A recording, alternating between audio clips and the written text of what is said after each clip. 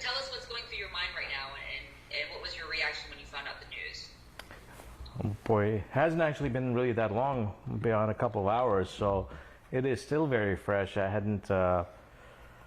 don't think it's sunk in completely, to be honest with you.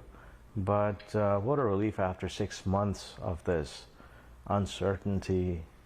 Even if you know you did something right, and you're to have to prove it and always be under the gun, and people doubt you, and having this sort of, in many ways, puts a closure and that simply wasn't there for 6 months. So I'm quite relieved on a very personal level.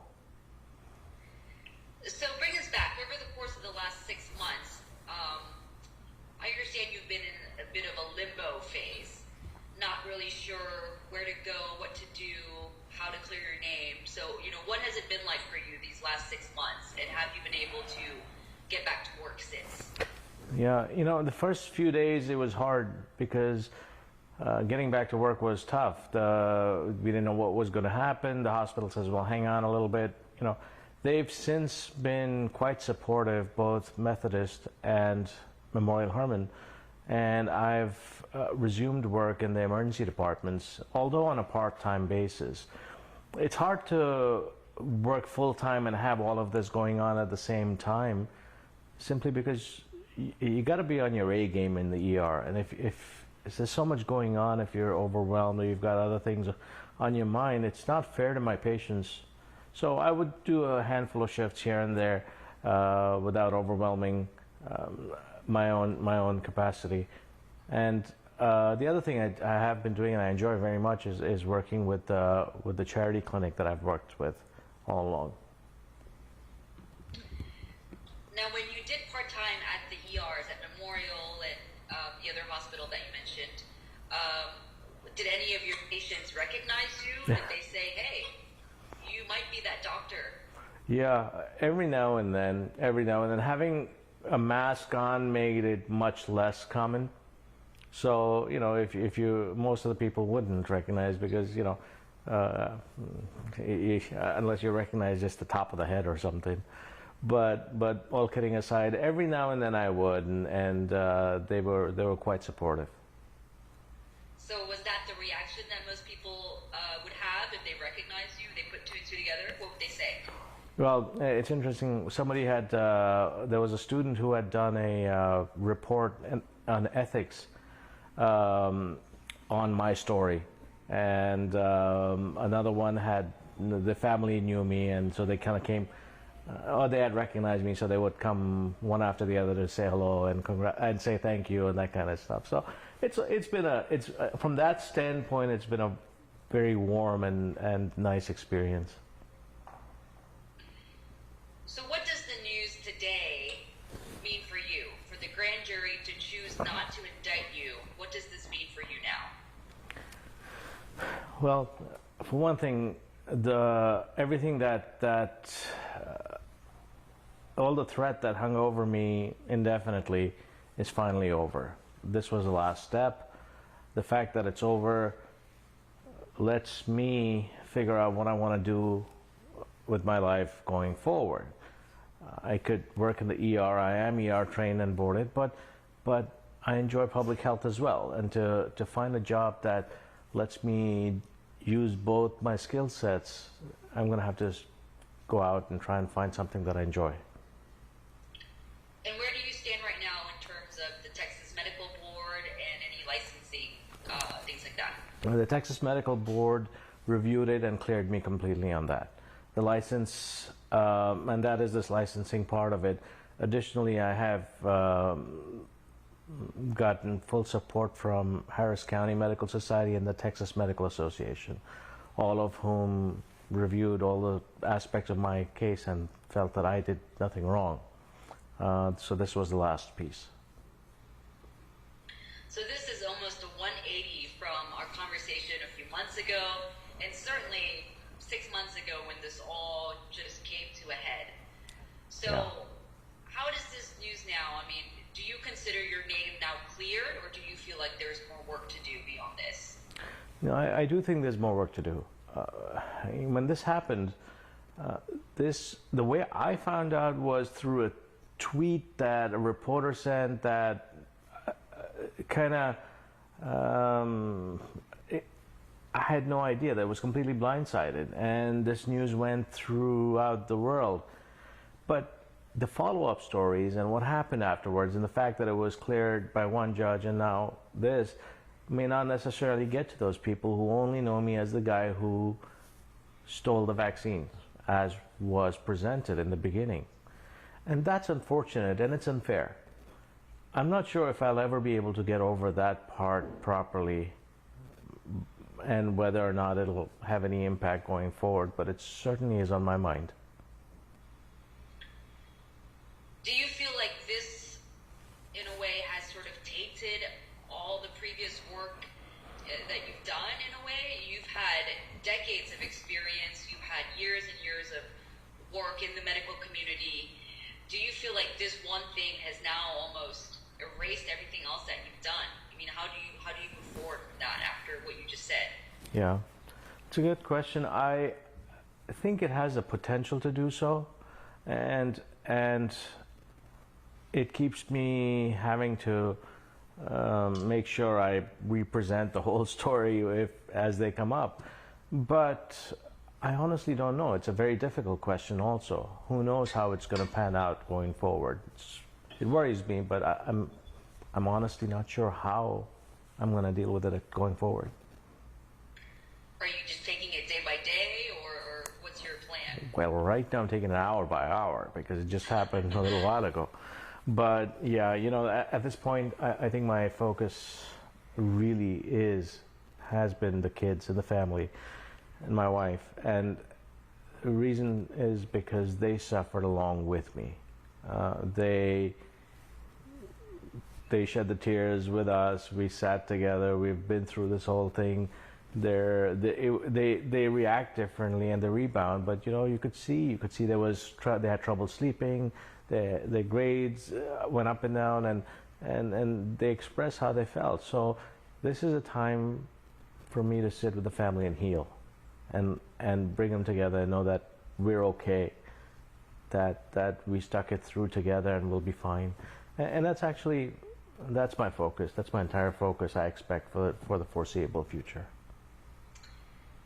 And I think you are pretty on point there, saying that the reactions have been, completely one end of the spectrum or the other. Some people are in full support, and some people feel like maybe you should have been indicted, or maybe there should have been more charges. So that opinion also has seemed to change from 6 months ago to where we are now, when the vaccines were just coming out, there wasn't a ton available. How do you think that has played a factor into where the case stands today? I'm not sure about it, to be honest with you. I'd actually let Natalie answer that question. It would be a little bit better. As far as things being different, clearly, so many things are different now. That was day one of the vaccination program. Our fears, our worries, our anxieties were very different than they are today. Back then, wasting 10 doses was a horrible act. And today, at the end of the day, wasting doses because they can't find people and they got several more vials in there is just a commonplace. So we're living in a little bit of a different world already. Whether or not it impacted, I don't know. It doesn't make sense why it should make a difference. I mean, at the end of the day, what happened, and there's no new evidence. Now, I remember one of the conversations that we had the last time we chatted was the different reactions that you had from different parts of the community. Talk a bit about the reaction that you received from the medical community on one hand, and then the community of the South Asian, the Indian community. Were those different? Were they the same? Can you explain a little bit? Yeah, I think to the most part, as time went on, the reaction and the support has been pretty much consistent, and they've reached out Not only, and I really don't want to say just the South Asian. Yes, there were a lot of people who came out, but really it was everybody who came forward and offered support in terms of words, cards. One of the favorite things for my kids to do was to open fan mail, you know.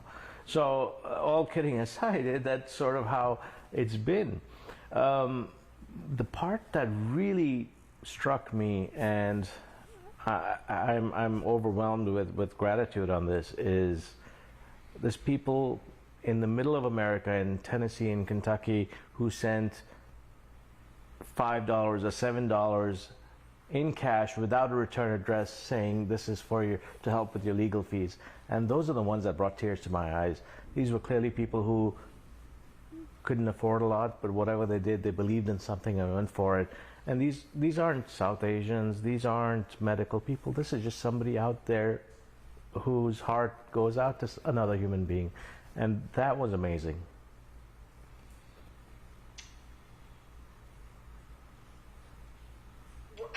When we talk about the grand jury proceedings, were you ever subpoenaed, you or your attorney, were you guys ever subpoenaed to show up? That, again, that's a Natalie Okay. question, yeah. Okay. Sorry, and I'm looking here because I was sent some questions to ask as well. And looking back on it 6 months ago when the incident first happened, why do you think that your colleagues that you trusted, that you told, why do you think they reported you? And do you think, you know, if this case had happened now, any other doctor would be going through the same thing?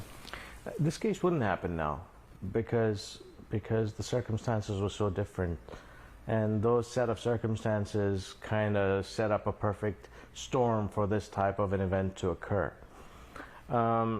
As far as why would somebody in my own group say something like that,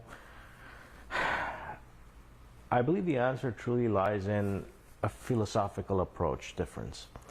I was an ER doc before I came to public health. And as an ER doc, my first and foremost priority is towards the care of the patient. As time went on, I realized in public health, many people feel that their first and foremost priority is to do the most expedient and politically easy and palatable thing. And often those two things are at odds. So just because the easy thing to do isn't the one where it's going to save the most lives. And that is where I would most often have a conflict of opinion. And it is that, and it's those people, individuals who didn't want to do more work, even though it was the better and the right thing to do, that led the charge on this. What was that sound? That was lightning, thunder. Oh, wow. Yeah. That's what it sounded. I was like, because I saw the Yeah. there's a window behind you that's kind of Yeah. That sounded intense. Yeah, so the person who led the charge on it was in fact one of those individuals who didn't want to do that anymore. Okay. So in terms of the reporting, you know, like you said, you have a background in emergency medicine, and there's certainly a lot of other doctors who may find themselves in a similar situation, even back then, who may have done it. It's just that, you know, they weren't reported, no one told on them, whatever you want to say for it. Do you find that your experience here and them reporting you, was that personal, or was it they really thought that they were doing the right thing at the time? No, well, that's a good question. In fact, I tend to believe it was personal because they knew exactly what I was doing. I made it very clear right up front what I was doing. I made it clear the night of, the next morning, all along. Everything had been very clear. And the way it happened, 8 days later, you pull me into an office and say, oh, you're fired, without any investigation, without any questioning, without anything that happened. And then next step is you charge without any investigation. something doesn't feel right. So where do you stand now with those specific colleagues at your previous job? Do you have any intent or desire to go back to that position? Well, look, I like public health, but for me to go back to a job where I'm encountering the same people with the same attitude and the same nothing's changed would just be silly. That's not to say that everybody at Harris County Public Health is like that. There's one or two people who disagree, but everybody else is hardworking. These guys are great, wonderful people, and I have lots of friends there. Maybe at some point, if there's an opportunity where I can contribute to something good and I can go back to public health, whether in Harris County or some other place, yeah, I would consider it.